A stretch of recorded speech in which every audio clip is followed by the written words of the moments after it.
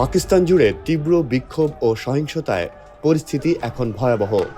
যুক্তরাষ্ট্র ও ইসরায়েলের যৌথ বিমান হামলায় ইরানের সর্বোচ্চ নেতা আলী খামেনি নিহত হয়েছেন এমন ঘোষণার পর ১ ফেব্রুয়ারি দেশটির বিভিন্ন শহরে হাজার হাজার মানুষ রাস্তায় নেমে আসে।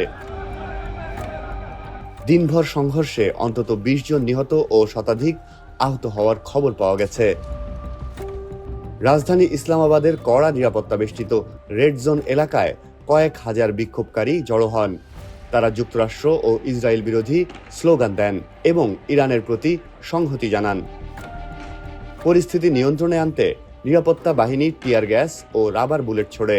সবচেয়ে সহিংস ঘটনা ঘটে করাচিতে, যেখানে যুক্তরাষ্ট্রের কনসুলেটের সামনে সংঘর্ষে অন্তত ১০ জন নিহত হন।